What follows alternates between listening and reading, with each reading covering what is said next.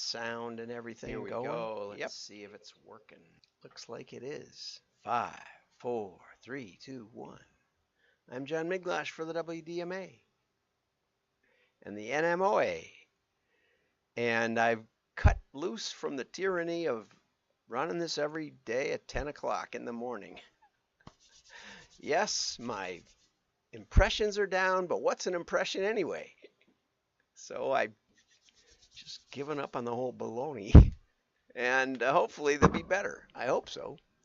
I'm going to work on that. So let's start out with Tom Fishburne. AI co-pilots and the future of work. Don't worry, I'm only here to be your co-pilot. Whew, that's the most productive way to work together. Or what's the most productive way to work together? You can start by dusting my monitor and emptying the wastebasket. That's a good one. That's one of his better ones. Okay, so Tom writes, I like the analogy of AI as co-pilot. Microsoft's been branding their tools as co-pilot, but the co and co-pilot, you know, if your pilot just had a heart attack, the co-pilot takes over, right? Yeah, and for some reason, I don't know why, maybe YouTube keeps track of my preferences, but I occasionally watch airplane tragedies and how they happened. And there was a recent one of a YouTube influencer who didn't understand how to run her autopilot and plowed right into the ground. And basically the thing just kept going up and down like this, bigger and bigger and bigger until it ran right into the ground. And apparently she didn't understand what was going on and didn't know how to disengage the co-pilot, the autopilot. Sad. I can't imagine that that's possible, but apparently it was. It was a much, she'd done so well on Instagram or something that she could buy a much fancier plane with much more power. And she apparently didn't know how to read the instruments and see what was going on. So, will AI tools serve more as enablers or replacers? Or plow you right into the ground? MIT recently conducted the first controlled experiment into productivity, and they found that GitHub coders completed their work 55% faster with AI. Was it better? Don't know. That's the question. So who will reap the benefits of that 55%? The IMF predicted a few months ago that 60% of jobs in advanced economies will be impacted by AI. I was a little disappointed with the article. Usually the article is way better than the cartoon, but in this case, I think the cartoon was better. And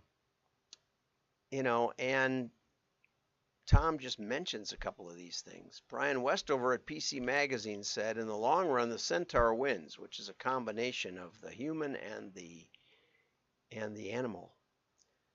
And at that point, you need to decide whether you'll be the human at the front or the one looking at the horse's rear end. I'm not sure the metaphor works. I was a little disappointed with But how can you predict this stuff? No one else can predict it. Why should we expect Tom to predict it? Have you figured out how AI will impact our business? Working on it. How will it impact our business? There are many ways that AI can impact, right? I used AI this morning. AI written, AI read. AI turns this single bullet point into a long email I can pretend I wrote. AI makes a single bullet point out of this long email I can pretend I read. I read that. I found out that I could, with WhatsApp, I can get hold of Meta and Meta's AI, and I asked it about why doctors are retiring early. And it gave me a whole list of stuff. I don't think I even read it. It seemed good at the time. How did you get budget approval for all this? I just told them the name of the project. AI. There you go. And that's all for today on Tom Fishburne. I also ran across this post by Dr. Grace Kite. Measuring something changes the outcomes. And I also noted, and changing the outcome changes the measure also. So when I was very, very early into direct marketing and the measurement of that, I found out that the lifetime value was an important metric.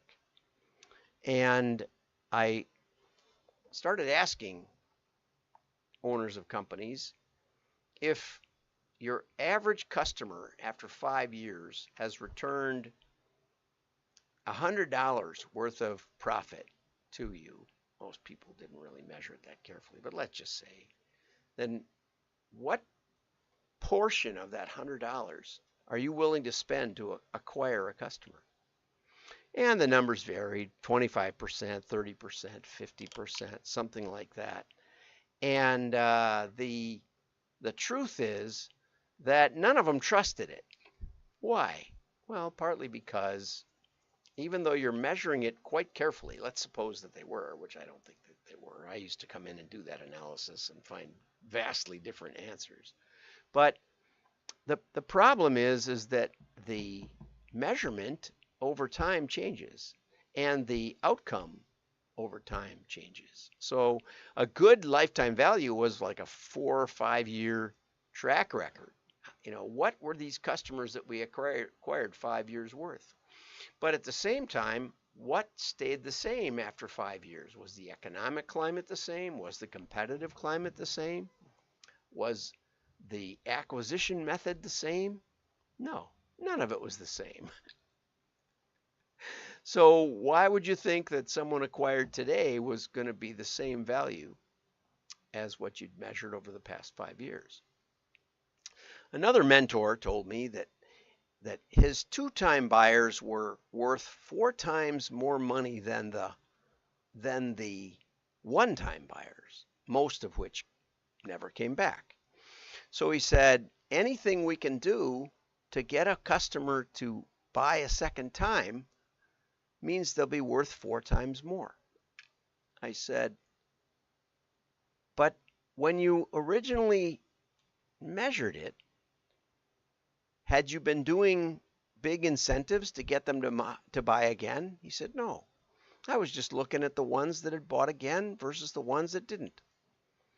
I said, right. But now you're putting in incentives. You're saying, oh, 25% off your second order. That changes the game. Now when you measure, you have the expectation that they're going to be worth 4 times more because they've bought a second time. But in the previous measurement, they hadn't been incentivized, right? People do this with price manipulation, with offers. They say, well, if we give a 10% discount, then our response goes up 40% or something. Right, but over time, that wears out. You're teaching your customers how to game the system. I remember it wasn't Bullock and Jones. It was, it was a menswear catalog, and I used to buy from it, and I would get the catalog, and I would look through the catalog, and I would decide the kinds of things that I wanted to buy, and then I'd wait for an email that gave me 25% off. Land's End has been going to 40%, 50%. My goodness. So I never buy when it isn't that. Kohl's runs that kind of game all the time. So not only does measurement change the outcome, but the outcome manipulation also changes the measurement. If you change your bathroom scale every day, will you know if you gained weight? Sometimes it's better to be consistent in your measurement rather than worrying about your precision. And I talk on these things all the time. It's a lot of fun. Okay, so 4 hours is the milestone time to beat for many runners. And so we see that 3 hours and 58 minutes or 59 minutes are the most common times. Okay, after that, everything tapers off. Measurement changes behavior in marketing too. Pre-testing doesn't always predict ad performance because people know they are being watched in the test. but not in the real world. People don't say what they do. Surveys have a similar problem. Likes, somebody, just because somebody says they like something doesn't mean they'll buy it, right? And here's that marathon times. See, they go up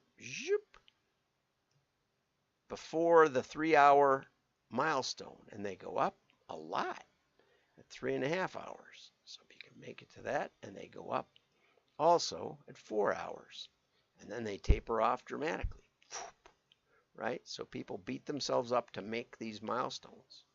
And down in the comments, there was a marathon runner, and he said, yep, everybody wanted to know how you did.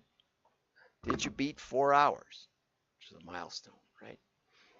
Right? So there's some great comments in here. What I like about LinkedIn posts is you get an interaction from the rest of the marketing world, right?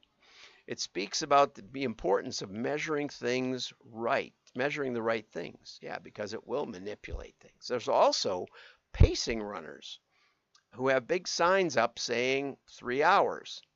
If you want to match 3 hours, then you got to keep up with that guy. If you want to match 4 hours, you got to keep up with someone else. Okay, and so on. So naturally, there'll be a bunching of a bigger group right behind that runner, right? That's putting the runner in. Make this more or less common, where you get 338, 358, or 359. Right there, look at that, it says that. Cool, I didn't learn any of this. But Bob Moore, one of the better comments I thought, says that Dr. Grace Kite's point is that if no one had a watch or clocks on the route or pacing runners to know if they're on pace, then the bunching would disappear, and you'd probably have a normal distribution here. You'd have a few runners that were really, really good, way down here, and you'd have a few runners that barely made it across the finish line. And you'd have something much more like a normal distribution. That's what you should have, right? Also note this was male finishers. Are males more goal-oriented? It would be nice to know that. Someone put that in the comments. I wonder if the female finishers, I remember when it was thought that women shouldn't or couldn't run a marathon. Now they do it like crazy, which shows you what expectation can do to you. The first woman in the Boston Marathon had to sneak in. Well, we got lots of calls coming in. If you're running well, the first and last miles are the same speed. So if you've really got your pace down, and you've planned for exactly that time threshold. Not sure. My running days are over. And it's called Goodhart's Law that says in hospital waiting rooms, there's a sudden spike pushing people through just under 4 hours, because that's a target, okay, in hospital waiting rooms. So when a measure becomes a target, it ceases to be a good measure. Fascinating stuff, okay? Here's the best one, and then we'll go on to the next article. Martin Lawson writes, I remember seeing that mortality rates were especially low in the months leading up to the millennium, and then high in the months immediately afterwards. Okay, that was probably because of Y2K, which we were all warned about, how all of our computers and everything would shut down after, and your kidney dialysis machines would quit and stuff. It didn't happen. Gee whiz. But anyway, and Dr. Grace wrote, I did not see this one coming. Who would have thought you can hold back death? Right? It was all those systems failing, but it wasn't. Yes, I believe you can hold back death. I believe a lot of people, try to make it to a milestone in life, like a grandchild being born.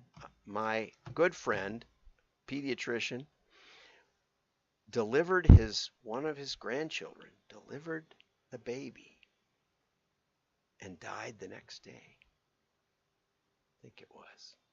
It's either the same day or the next day. He wanted to make it He wanted to deliver that baby. Fantastic, right? And once he did that, then he could go peace. So it's fantastic what actually happens.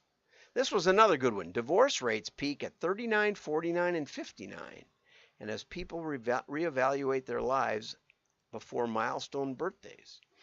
And it's also a reminder to question arbitrary targets from clients. And Dr. Grace agreed we should probably target people at 29, 39, 49 for marketing of all kinds of big life-changing purchases. Divorce lawyers notwithstanding. And there's actually an article called Targeting Nine Enders, Why Age is More Than Just a Number, which here's the link. So that'll be available in the show notes at WDMA.org. If you're a subscriber, you can go into the members only area. It's free. And somebody suggested that maybe if we made the marathon 27 miles, we could see if that held up. And somebody else pointed out that in the Manchester Marathon in 2016, they shortened the course by 380 meters, and it would be interesting to see if that helped or hurt. Okay, so anyway, measurement is a dangerous and difficult thing.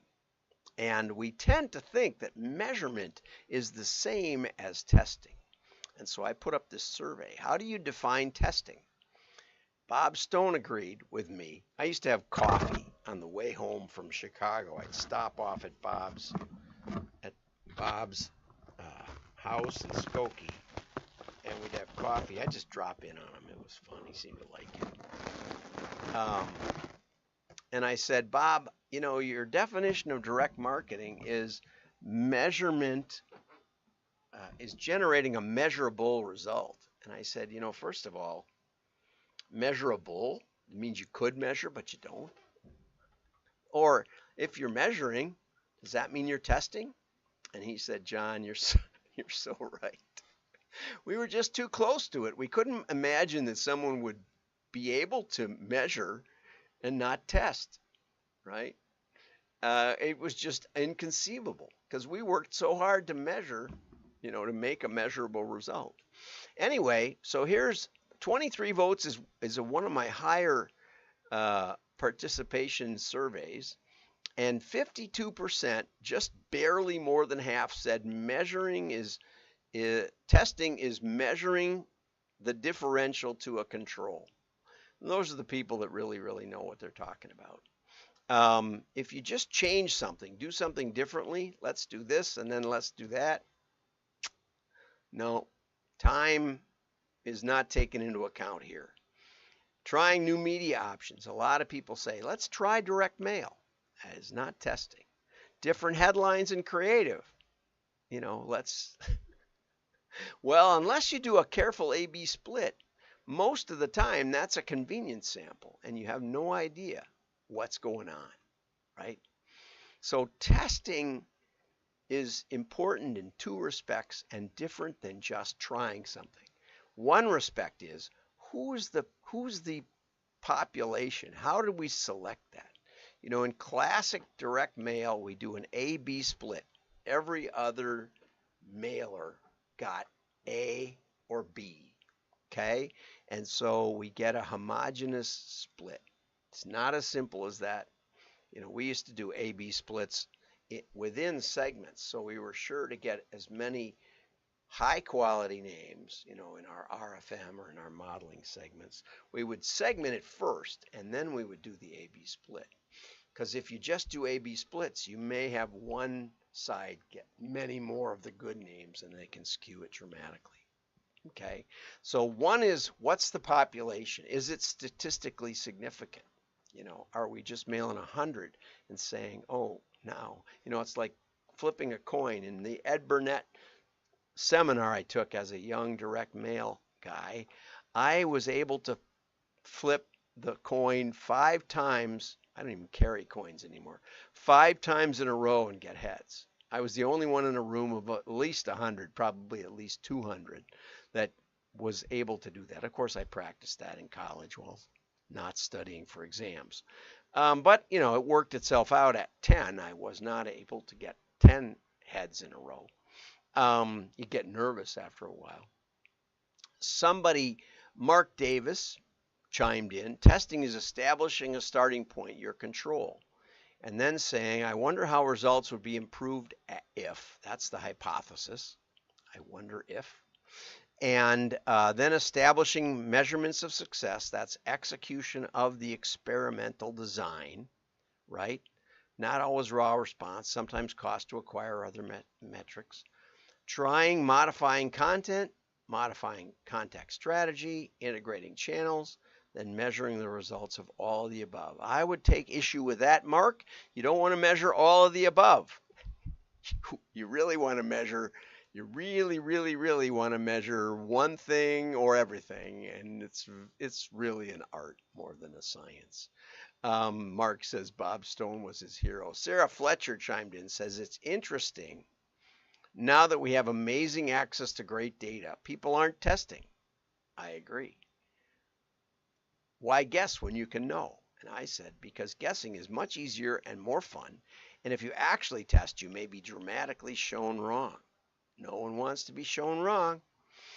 Then she replied, I think there's also a myth that as crack marketers, we should already know the right answer. The real art of testing is knowing what to test and interpret the results in an actual way. Amen, Sarah.